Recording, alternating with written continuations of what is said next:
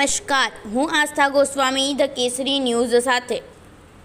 Lawrence બિશ્નોઈની પાછળ ઘણા ગેંગસ્ટરના ચહેરા છુપાયેલા છે। તેણે જગ્ગુ પાસેથી પૈસા વડે સત્તા કેવી રીતે મેળવી શકાય તેની કળા શીખી અને અન્ય ગુંડાઓ સાથે જોડાઈને તેણે હથિયારોની મદદથી ખંડણીનું નેટવર્ક સમગ્ર દેશમાં ફેલાવ્યું। આ જ કારણસર આજે જેલમાં હોવા છતાં તે દેશમાં તેના ફેલાયેલા નેટવર્કના આધારે ગુંડાગીરી આચરવામાં સક્ષમ છે। લોરેન્સ બિશ્નોઈના પિતાશ્રીની વાત કરીએ તો તેના પિતા હરિયાણાના પોલીસમાં પોલીસ કોન્સ્ટેબલ હતા। તેણે 1997માં પોલીસ ફોર્સ છોડી દીધી અને ખેતરમાં ખેતી કરવા લાગ્યા। લોરેન્સ 2011માં પંજાબ યુનિવર્સિટી કેમ્પસમાં સ્ટુડન્ટ કાઉન્સિલિંગમાં જોડાયો, જ્યાં તે અન્ય ગેંગસ્ટર ગોલ્ડી બરાર, જેનું અસલ નામ સતિન્દર સિંહ છે, તેને મળ્યો હતો। તેણે પંજાબ યુનિવર્સિટીમાં LLB પૂર્ણ કર્યું।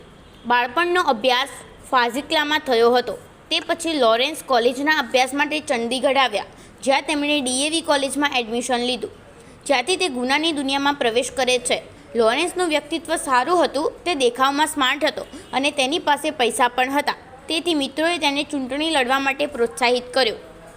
લોરેન્સ ચૂંટણી લડવા માટે student organisation of Punjab university નામનું સંગઠન બનાવ્યું અને તેના બેનર હેઠળ તેણે વિદ્યાર્થી સંઘની ચૂંટણી લડી। તેણે જીતવા માટે ખૂબ પ્રયાસ કર્યા, પરંતુ તે હારી ગયો।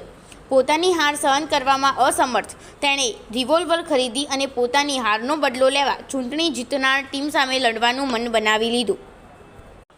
2011માં લોરેન્સ ઉદય જૂથ સાથે સામસામે આવ્યા, જે ચૂંટણી જીત્યા હતા, અને જ્યારે બંને વચ્ચે અથડામણ થઈ ત્યારે લોરેન્સે ગોળીબાર કર્યો અને મામલો પોલીસ સુધી પહોંચ્યો। પછી આ જૂથવાદને કારણે તેમની સામે પ્રથમ કેસ નોંધવામાં આવ્યો। આ પછી તેણે બીજા જૂથને પાઠ ભણાવવા માટે એક મોટા ગેંગસ્ટર સાથે હાથ મિલાવ્યા। લોરેન્સ સામે અત્યાર સુધીમાં લગભગ 50 કેસ નોંધાયા છે। લોરેન્સ બિશ્નોઈએ જેની સાથે હાથ મિલાવ્યા તે મોટા ગેંગસ્ટરનું નામ જગ્ગુ ભગવાનપુરી છે। આ એક કુખ્યાત ગેંગસ્ટર છે અને કહેવાય છે કે લોરેન્સનો મેનેજ જગ્ગુ ભગવાનપુરી છે, જેણે તેને ગુનાની દુનિયાની તમામ યુક્તિઓ શીખવી હતી। લોરેન્સ બિશ્નોઈ સલમાન ખાનને 2 વાર ધમકી આપી ચૂક્યો છે અને તેમના પર હુમલો પણ કરી ચૂક્યો છે, જે તેને સ્વીકારી લીધું છે અને સિદ્ધુ મૂસેવાલાની હત્યા